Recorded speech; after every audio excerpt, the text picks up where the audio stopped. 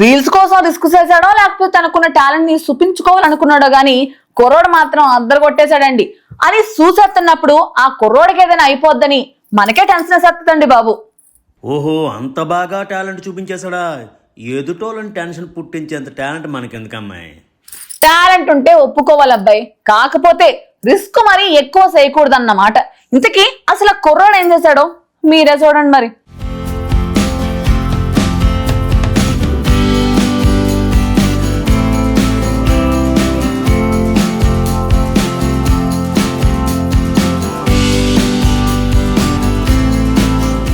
తొందరగా అందరిలోనూ గుర్తింపు రావాలంటే సోషల్ మీడియా ఒక ప్లాట్ఫామ్ గా మారిపోయింది. ఏదో ఒకటి చేసి ఫేమస్ అయిపోవాలనే ఆలోచన చాలా మందికే ఉంటుంది.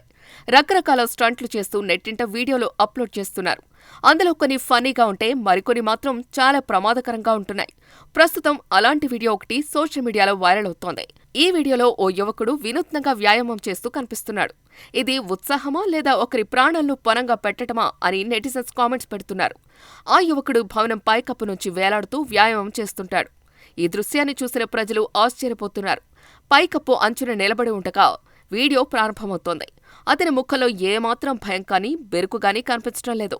తరువాత అతను చేసే విన్యాసం చూస్తే ఎవరైనా ఆశ్చర్యంతో నోరెళ్లా పెట్టాల్సిందే. అలాంటి విన్యాసంతో అలరించాడు, షాక్ అయ్యేలా చేశాడు. అతను పైకప్పు రైలింగ్ నుంచి సగం దూరం వేలాడుతూ పుషప్లు చేయటం ప్రారంభించాడు. ఇంకా ఆశ్చర్యం కలిగించే విషయం ఏంటంటే అతను అవన్నీ చాలా తేలికగా, అసలు కష్టమే తెలియకుండా చేసేశాడు.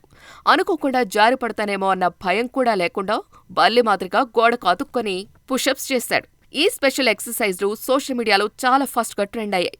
ఇది వ్యాయామం కాదు, దీనిని విపరీతమైన విన్యాసాలు అంటారని కొందరు కామెంట్స్ చేశారు.